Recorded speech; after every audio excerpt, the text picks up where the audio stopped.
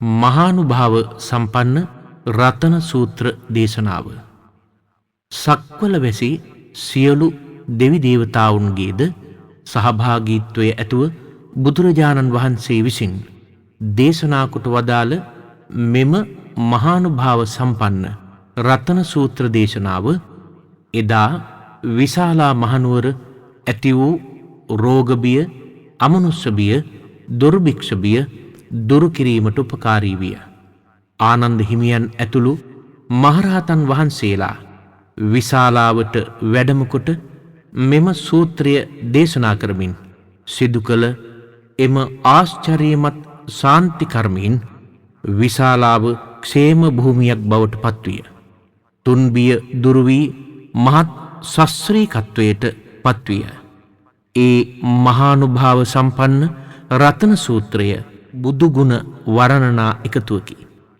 දහම් ගුණ වර්ණනා එකතුවකි. සංඝගුණ වර්ණනා එකතුවකි.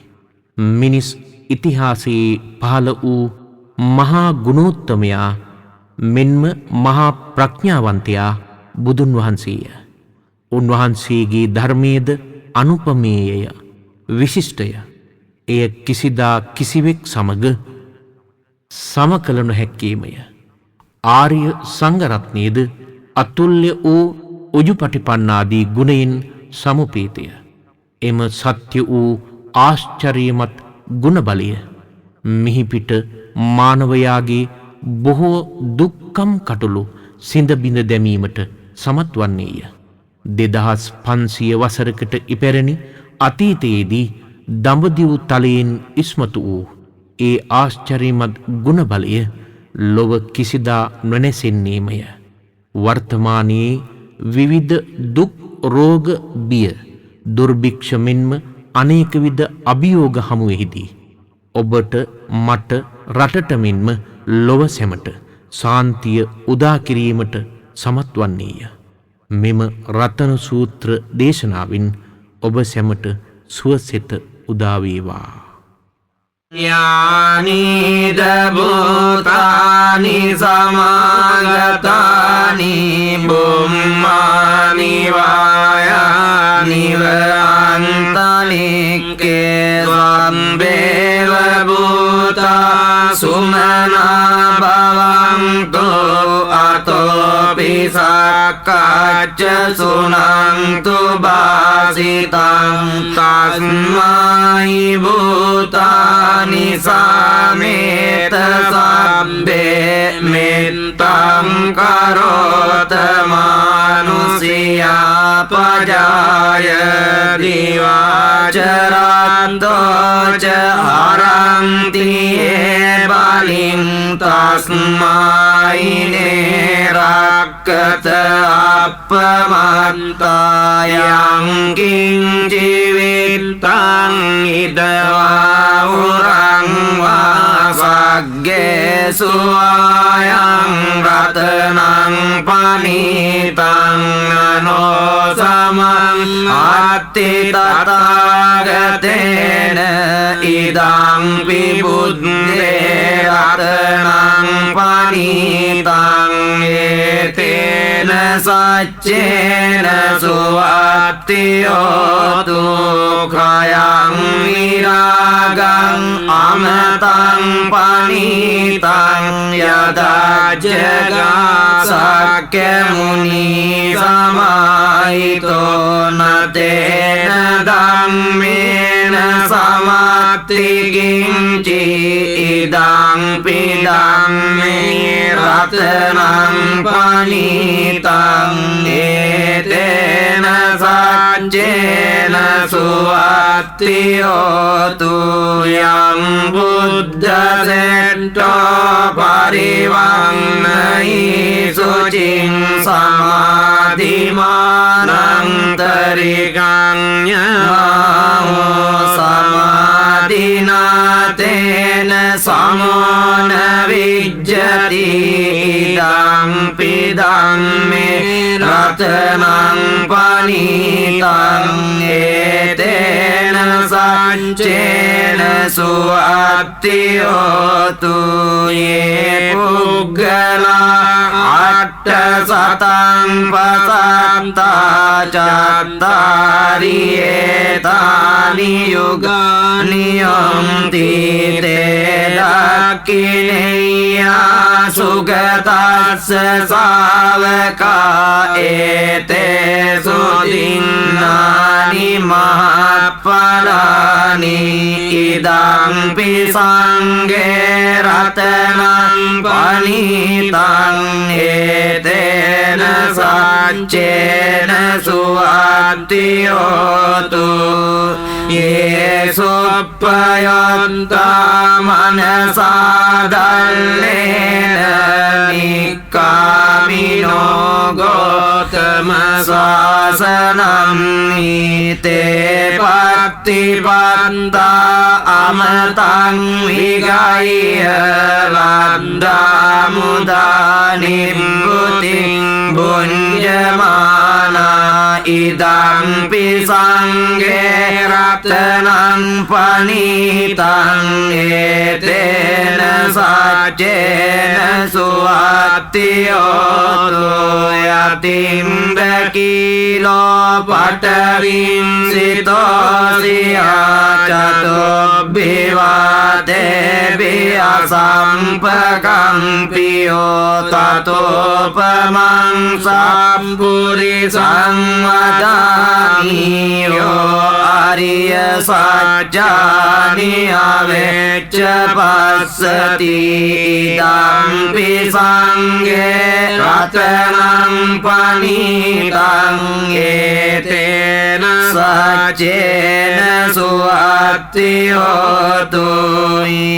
ආරිය සත්‍යානි විභාවයන්ති ගම්බීර පඤ්ඤේන සුදේශිතානි කිංචාපිතේ අන්ති භුසප්පමත්තාරතේ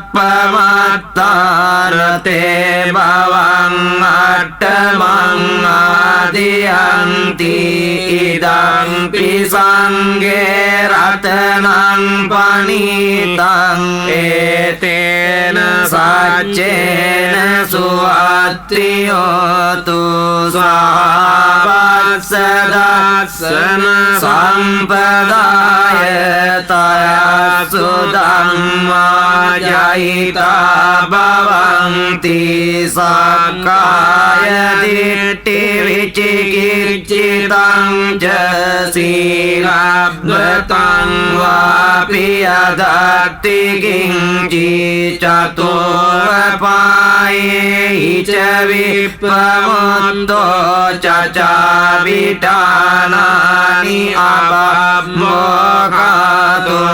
ඉදං පිසංගේ රතනං පනිතං ඒතේන සච්චේන සුවත්තියෝතු කිංචාපි සෝකම්මං කරෝති පාපකං කායේන වාචා උදචේතසා වා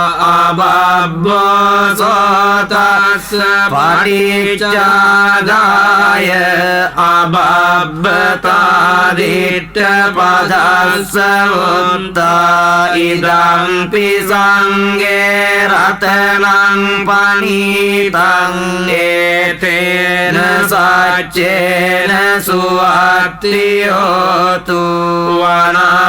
වනප්පගුම්බේ යතා පුස්සිතග්ගේ ගිම්මානමාසේ පටමස්මින් ගිම්මේ තතෝපමං ධම්ම වරං අදේසයි නිබ්බානගාමින් පරමං නිතාය ඉදං පිබුද්දේ රතනං පනිතං ඒතේන සච්චේන සුවත්තියෝතු වරෝ වරඤ්ඤෝ වරදෝ වරාරෝ අනුත්තරෝ ධම්ම වරං අදේසයි ඉදං පිබුද්දේ රතනං පනිතං ඒතේන සච්චේන සුවත්තියෝතු කීනං පුරාණං නවං අත්ති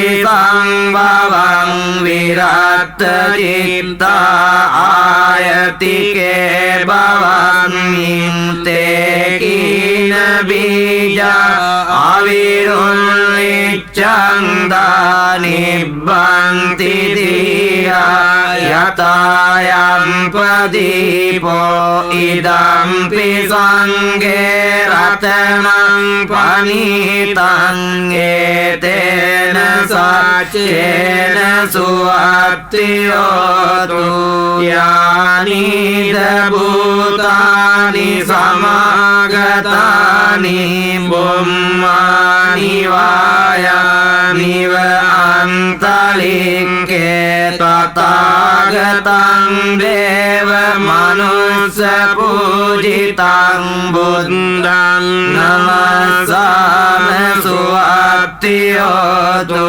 යානිද භූතානි සමාගතානි බුම්මානි වායානිව අන්තලික්කේ තථාගතං දේව මනුස්ස පූජිතං ධම්මං නමස්සාම සුවත්තියෝතු යානිද භූතානි සමාගතානි බුම්මානි වායානිව අන්තලික්කේ තථාගතං දේව මනුස්ස පූජිතං සංඝං නමස්සාම සුවත්තියෝතු